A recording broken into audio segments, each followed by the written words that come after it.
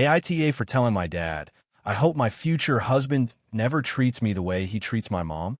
Hi Reddit, it's Ella. I'm 22, and I've been dating my boyfriend, Noah, for 2 years now. He's the kind of guy who can make you laugh until your sides ache, and we've reached that point where forever feels less like a distant dream and more like a real possibility.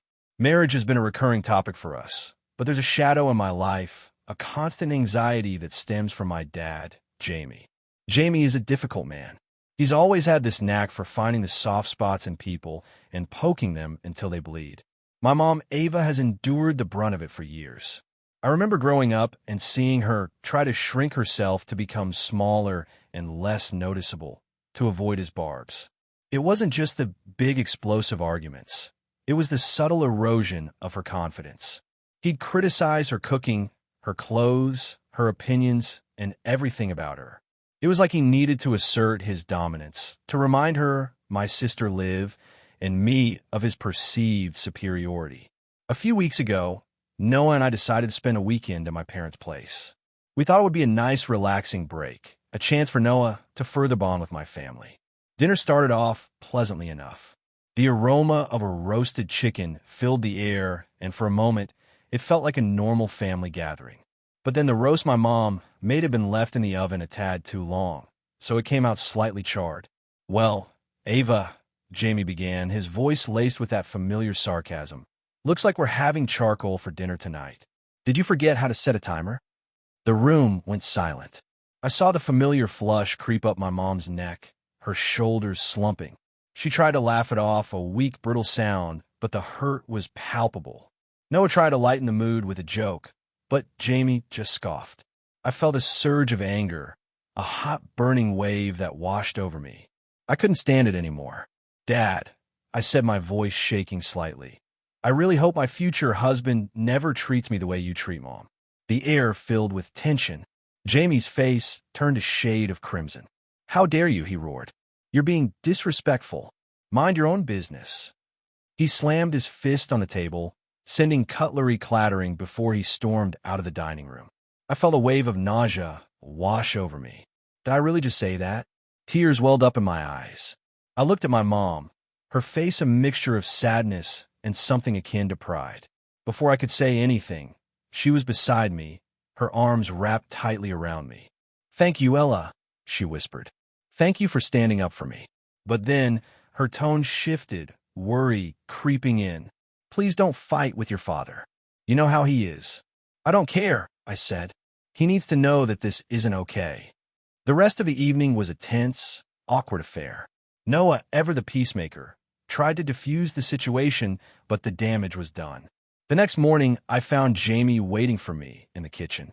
He looked tired, his eyes red-rimmed. Ella, he began, his voice softer than I expected. I'm sorry I overreacted. He paused, looking down at his hands. But I still think you shouldn't have said what you said. I took a deep breath, trying to control the tremor in my voice. Dad, I understand that you're upset, but I won't apologize for standing up for Mom. I love her, and I can't watch you treat her like that anymore. He looked at me, his eyes filled with anger. You're just like your mother, he muttered, turning away. I left their house with a heavy heart. Noah squeezed my hand, offering silent support. Now, days later, the words still echo in my mind. I'm torn between the guilt of hurting my father and the deep satisfaction of finally speaking my truth. I don't want to sever my relationship with him, but I also refuse to condone his behavior. How do you navigate a relationship with someone who consistently undermines the people you love? How do you balance family loyalty with personal integrity? I'm adrift searching for an answer. I'm not sure what to do now. I don't want to ruin my relationship with my dad, but I also don't want to let him get away with treating my mom badly. AITA for telling my dad that I hope my future husband never treats me the way he treats my mom. Update. I'm still getting a lot of mixed reactions to my post. Some people think I was right to stand up for my mom, while others think I should have kept my mouth shut. I've also heard from a lot of people who have had similar experiences with their parents. The silence after the weekend at my parents' house was deafening. It stretched heavy and thick between Jamie and me. Usually, he'd call to complain about something trivial, but this time, nothing. Noah, ever the steady presence, suggested we give him time. He'll come around, Ella, he'd say, squeezing my hand, but I wasn't so sure. Mom was a different story. She called me every few days, her voice a careful blend of concern and quiet pride. She'd tell me about her garden, the new recipes she was trying, anything to avoid the elephant in the room. But I could hear the subtle shift in her tone, a newfound confidence that hadn't been there before. It was as if, by me speaking up, a tiny crack had appeared in the wall she'd built around herself, letting in a sliver of light. One afternoon, a couple of weeks later, my phone rang. It was Jamie.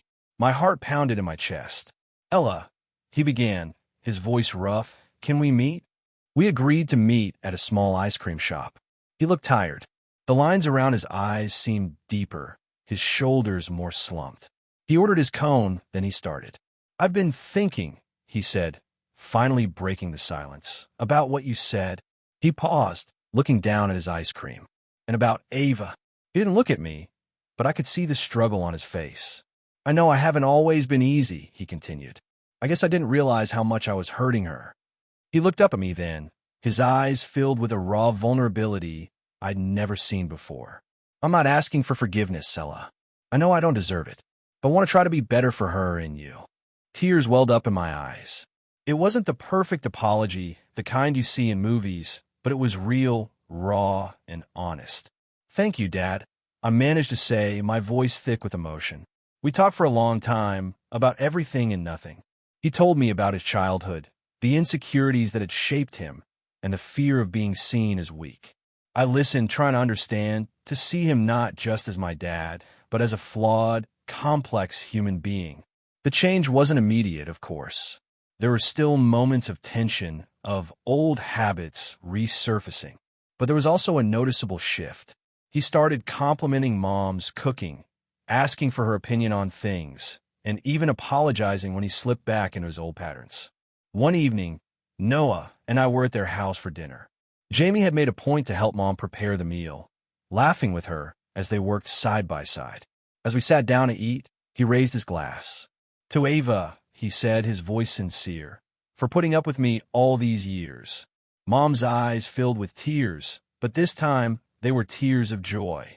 "To Jamie," she replied, her voice trembling, "for trying." It wasn't a fairy tale ending, but it was a start.